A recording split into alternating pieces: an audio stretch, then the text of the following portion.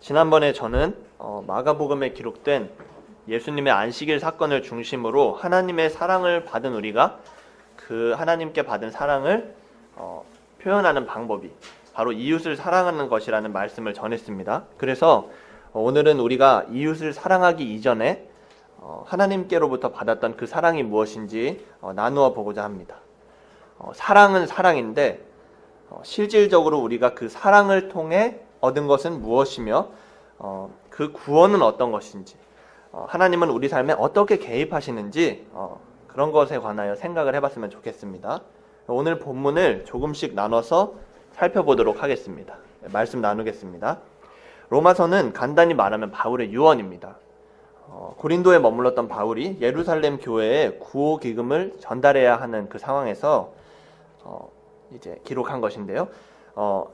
예루살렘에서 생명의 위협을 느꼈고 또 전도여행을 다니면서 수차례 유대인들에게 갖은 수모를 겪었던 그 바울이 다시 예루살렘으로 돌아가는 그 여정 앞에서 이제 자신의 미래가 어떻게 될지 모르는 상황이기 때문에 기록한 게 바로 로마서라는 건데요. 그래서 바울은 예루살렘 출발 이전에 로마에 편지를 보내게 된 겁니다. 우리들도 이제 몇 마디 못하고 우리의 생명이 다 한다 생각하면 정말 중요한 말, 그리고 정말 우리에게 필요한 말만 우리가 골라서 하겠죠. 그래서 바울도 마찬가지였던 겁니다. 그래서 로마서에는 바울이 이루지 못했던 꿈, 그리고 바울이 가지고 있던 사상, 이방인과 유대인이 섞인 그 교회를 향한 바울의 설교, 이런 중요한 내용들이 많이 담겨 있습니다. 그래서 특별히 제가 오늘 여러분과 나누고 싶은 부분은 4장 끝자락부터 5장 앞부분까지의 내용입니다. 바울은 우선 예수님의 공로를 소개하고 나서 독자들에게 권면하고 있습니다. 25절부터 나눠서 살펴보겠습니다. 예수는 우리 범죄함을 위하여 내어줌이 되고 또한 우리를 의롭다 하심을 위하여 살아나셨느니라. 바울은 예수님께서 우리의 범죄 때문에 넘겨졌으며 우리를 의롭다 하시기 위하여 부활하셨다고 말하고 있습니다. 예수님의 죽음도 부활도 그리고 탄생까지도 우리를 위한 것이었던 거죠. 예수님이 태어나신 그 이유도, 이 땅에서 사셨던 그 이유도 모조리 다 우리를 위한 것이었다는 겁니다. 누군가가 시대적 사명을 품고 30여 년 동안 살아간다는 게 그렇게 말처럼 쉬운 일이 아닌데 예수님은 정말 오로지 우리를 위해서 이 땅에 오셨고 또 이방인의 손에 넘겨지셨고 결국 영원한 생명의 첫 열매가 되기 위해 죽으시고 부활하신 것이죠. 바울은 예수님의 역사와 공로가 순전히 우리를 위한 것이라고 소개하면서 이제 그의 권면을, 그의 주장을 이어가고 있습니다. 그러므로 우리가 믿음으로 의롭다 하심을 얻었은즉 우리 주 예수 그리스도로 말미암아 하나님으로 더불어 화평을 누리자. 또한 그로 말미암아 우리가 믿음으로 서 있는 이 은혜에 들어감을 얻었으며 하나님의 영광을 바라고 즐거워하느니라. 아멘. 하나님과 틀어져 살았던 우리가, 우리의 힘으로는 구원을 이룰 수 없었던 우리가 예수 그리스도로 말미암아 하나님과의 화평을 얻게 되었습니다. 바울은 구원의 지위에 놓이게 된 우리들에게 이제 하나님과의 화평한 생활을 받아들이도록 권면을 하고 있습니다. 그리고 2절에서는 이미 구원받은 우리가 아직 완전히 구원받지 못했음에도 불구하고 기뻐할 수 있음을 강조하고 있습니다. 그래서 2절을 좀 더 자세히 봤으면 좋겠습니다. 우리는 이 은혜에 들어감을 얻었으며 라고 기록이 되어 있죠. 얻었다는 것은 완료형 동사입니다. 우리는 이미 얻은 것이죠. 무엇을 얻었냐 하면 은혜에 들어감을 얻은 겁니다. 은혜에 들어감. 이 은혜에 들어감을 의미하는 단어를 원어로 보면 단순히 그냥 들어갔구나 하는 뜻이 아닙니다. 들어가는 게 아니라 지위가 낮은 사람이 지위가 높은 사람 앞으로 다가간다, 이런 의미를 가지고 있는 단어예요. 물론 문맥을 살펴봤을 때 우리와 하나님의 관계를 보는 게 좋겠죠. 그러니까 은혜에 들어간다는 것은 우리가 비로소 하나님 앞에 나아왔다는 것을 의미하는 겁니다. 그러니까 이미 구원받은 우리는 이미 하나님 앞에서 하나님의 은혜를 누리고 있다는 것입니다. 하지만 여기서 끝이 아니죠. 우리는 이미 하나님의 은혜 안에 거하지만 아직 하나님의 영광을 바라고 있습니다. 여기서 말하는 이 바란다, 이 바란다는 말은 아직 이루어지지 않았다는 뜻을 내포하고 있는 단어죠. 예를 들면 정말 배고픈 사람이 진짜 한 끼만 배부르게 먹었으면 좋겠다, 이렇게 얘기한다. 한 끼만 배부르게 먹기를 바란다, 이렇게 말한다는 것은 아직 배가 고프다는 얘기입니다. 아직 못 먹었다는 얘기죠. 그리고 요즘같이 더운 날씨에 진짜 차가운 물 한 잔만 마셨으면 좋겠다, 이렇게 말하는 것은 물을 아직 먹지 못한 사람이 하는 얘기입니다. 그러니까 하나님의 영광을 바라고 즐거워한다 할 때 그 하나님의 무한한 영광을 우리가 아직 맛보지 못한 사람이어야 이 말이 가능하게 된다는 거죠. 그래서 1, 2절을 정리하면 예수님의 은혜로 하나님과의 화평한 관계 속에 놓인 우리가 이미 구원을 받았지만 아직 우리의 구원을 완성하지는 못했다는 것입니다. 그 구원을 하지만 우리는 갈망할 수 있고 기대할 수는 있다는 거죠. 그 기대감으로 우리가 즐거워할 수 있게 된 겁니다. 예수께서 오시는 그날에 우리의 구원이 완성되리라는 사실에 의지해서 기뻐할 수 있다는 것이죠. 심지어 바울은 우리가 환난 중에도 기뻐하고 즐거워할 수 있다고 말하고 있습니다. 3절부터 보겠습니다. 다만 이뿐 아니라 우리가 환난 중에도 즐거워하나니 이는 환난은 인내를, 인내는 연단을, 연단은 소망을 이루는 줄 알미로다. 소망이 부끄럽게 아니함은 우리에게 주신 성령으로 말미암아 하나님의 사랑이 우리 마음에 부은 바 됨이니.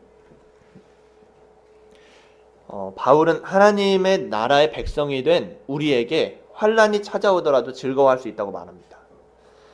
사실 그리스도인에게 세상에서 말하는 환난이 없다는 것은 조금 생각해 봐야 될 문제입니다.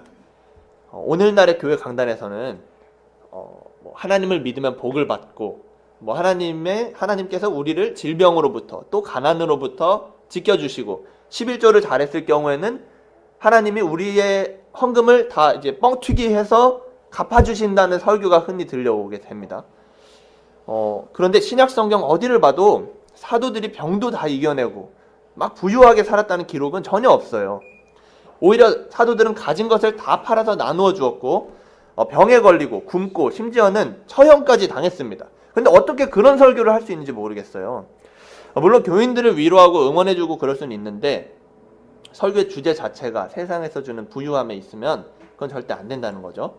우리는 계속해서 저 세상을 바라보고 살아야 됩니다. 이 세상에서 잠시 동안 우리가 가지고 있을 것을 끝까지 잡고 절대로 안 놓치기 위해서 우리가 예배드리고 기도하는 게 아니라는 얘기죠. 우리는 저 세상에서 우리가 누릴 영원한 그 안식을 바라보면서 이 세상에선 조금 부족할지라도 만족하고 남보다 못한 것에 마음 쓰지 말아야 된다는 겁니다. 오히려 바울은 환난이 찾아왔을 때 우리가 인내하게 되고 인내하다 보면 우리가 훈련되어지고 성숙한 신앙을 가진 우리가 하나님의 나라를 향한 그 소망을 굳건히 잡는다고 말을 하고 있죠. 바울의 이 주장을 우리는 겸허한 마음으로 받아야 되는 겁니다. 세상에서는 여기서 말하는 이 소망을 손가락질하고 이 소망을 붙잡고 있는 우리를 무시할지도 모르지만 그 소망이 부끄럽지 않은 이유는 바로 5절에 나와 있습니다. 하나님의 성령께서 우리 마음을 지키시고 하나님께서 우리를 이미 완전하게 사랑하셨으며 지금도 사랑하고 계시기 때문입니다. 하나님의 그 사랑은 무엇입니까? 그건 6절 이하에 나와 있습니다. 우리가 아직 연약할 때에 기약대로 그리스도께서 경건치 않은 자를 위하여 죽으셨도다. 의인을 위하여 죽는 자가 쉽지 않고 선인을 위하여 용감히 죽는 자가 혹 있거니와 우리가 아직 죄인 되었을 때에 그리스도께서 우리를 위하여 죽으심으로 하나님께서 우리에게 대한 자기의 사랑을 확증하셨느니라. 우리가 아직 연약했던 그때 약속대로 예수께서 우리를 위해 죽으셨습니다. 의인을 위해서 죽는 것도 쉽지 않고 선인을 위해서 죽는 것도 가끔 있긴 하지만 예수님은 죄인이었던 우리를 위해 죽으셨다는 겁니다. 근데 그것은 사실 예수님의 뜻이 아니라 하나님의 뜻이었던 것이죠. 하나님이 우리를 사랑하시기 때문에 우리를 더욱 사랑하시기 위하여 하나밖에 없는 아들 예수를 십자가로 보내신 것입니다. 하나님은 그렇게 우리를 향한 하나님의 처절한 사랑을 증명하셨습니다. 하나님에게는 우리가 필요합니다, 여러분. 하나님은 우리를 사랑하고 계십니다. 그래서 지금 우리가 이 자리에 나와 있는 겁니다. 우리는 의로운 사람을 위해서도 쉽게 목숨을 내어주지 못하고 정말 소중한 사람을 위해서도 그 죽음이 두려운 존재들입니다. 그런데 하나님께서는 우리를 위해서, 죄인이었던 우리를 위해서 시간이 존재하기도 이전부터 함께 계셨던 그 예수를 십자가로 보내신 것이죠. 그 아들을 죽이신 겁니다. 이것보다 더 큰 사랑이 어디에 있겠습니까? 이것보다 더 큰 사랑을 어떻게 말하겠습니까? 많은 미사역으로 아름답게 포장해서 말할 수 있지만 하나님이 우리를 위해 십자가에 예수를 보내셨다. 이 말로 이미 그 사랑은 충분히 그 가치를 드러내고 있는 겁니다. 하나님이 이처럼 우리를 사랑하신다고 합니다. 그런데 우리는 끊임없이 의문을 품고 살아갑니다. 하나님이 지금도 우리를 사랑하고 계실까? 지금도 하나님이 우리를 보고 계시는 걸까? 이렇게 의문을 품고 살아갈 때가 많죠. 그런데 사실 이 의문을 품는 것 자체가 다행인 겁니다. 우리는 하나님을 잊고 살기도 하고 심지어는 예수님과 반대로 살아갑니다. 하지만 그래도 하나님은 끝까지 우리를 사랑하십니다. 하나님의 그 고백은 예수님의 십자가에서 이미 증명된 것입니다. 9절 보겠습니다. 그러면 이제 우리가 그 피를 인하여 의롭다 하심을 얻었은즉 더욱 그로 말미암아 진노하심에서 구원을 얻을 것이니 곧 우리가 원수 되었을 때에 그 아들의 죽으심으로 말미암아 하나님으로 더불어 화목되었은즉 화목된 자로서는 더욱 그의 살으심을 인하여 구원을 얻을 것이니라. 예수님의 피는 우리를 의롭게 했습니다. 우리는 원래 구원받지 못할 사람들이었는데 하나님의 사랑으로 그리고 예수님의 은혜로 말미암아 진노의 자리에서 구원의 자리로 옮겨졌습니다. 우리가 하나님과 화평을 이루고 살아가는 것, 우리가 오늘도 교회에 나와서 하나님을 찬양하는 것, 천국을 바라보는 것은 공짜로 된 게 아닙니다. 예수님의 죽음이 없었다면 우리는 하나님의 자녀가 될 수 없었을 것입니다. 하나님과의 회복된 관계가 우리로 하여금 예수님의 발자취를 쫓게 만들었습니다. 우리는 예수께서 장사되셨던 것처럼 물에서 장사되었고 다시 사신 것처럼 새 생명을 얻은 겁니다. 그리고 언젠가 예수님과 같이 다시 살게 될 겁니다. 하나님은 이렇게 우리를 사랑하셨습니다. 하나님은 이런 방법으로 우리가 구원의 자리에 살도록 만들어 주신 겁니다. 우리는 이제 예수님의 그 구원의 발자취를 따를 수 있게 되었으니 이제는 예수님의 모습까지 닮아야 된다는 겁니다. 아까 성경 공부 시간에도 잠깐 나누어 주셨던 것 같아요. 하나님은 우리를 장난감 자동차처럼 조종하지는 않으십니다. 만약 그랬으면 아담과 하와가 선악과를 먹지 않아도 됐겠죠. 그런데 하나님은 자기의 뜻대로 우리를 움직이거나 조종하지 않으십니다. 대신에 우리에게 자유의지라는 걸 주셨습니다. 우리는 우리 마음대로 하나님께 순종할 수 있고 또 우리의 이웃을 사랑할 수도 있습니다. 또 하나님을 배반할 수도 있습니다. 결코 이런 건 저절로 되는 게 아닙니다. 하나님은 능력이 있으신 분이면서도 우리의 삶을 우리의 손에 맡기셨습니다. 다만 사도들을 통하여 전도자들을 통하여 지속적으로 설득은 하시죠. 하나님은 그분의 자녀가 그분의 뜻대로 살기를 원하시기 때문입니다. 11절 보겠습니다. 이뿐 아니라 이제 우리로 화목을 얻게 하신 우리 주 예수 그리스도로 말미암아 하나님 안에서 또한 즐거워하느니라. 바울은 5장 1에서 2절에 말했던 그 즐거움을 다시 한번 반복하면서 구원받은 자녀로서의 삶을 권면하고 있죠. 이제 우리로 화목을 얻게 하신 그 예수의 은혜로 우리가 하나님 안에서 즐거워하고 살자, 이런 식으로요. 오늘 우리가 나누었던 본문에는 이 하나님의 사랑과 또 하나님 구원의 경륜, 그리고 기쁨에 가득 찬 성도들의 삶에 대한 권면이 잘 기록되어 있습니다. 이제 오늘 말씀을 마무리 짓고자 합니다만 그 전에 한 가지만 더 말씀을 드리고 싶습니다. 바울을 포함해서 신약 성서를 기록한 사람들이 살았던 그 당시의 환경은 사실 참 비참했습니다. 나라를 잃었고 막대한 세금을 내고, 특별히 그리스도인들은 같은 민족인 그 유대인들에게도 비판과 박해를 받았습니다.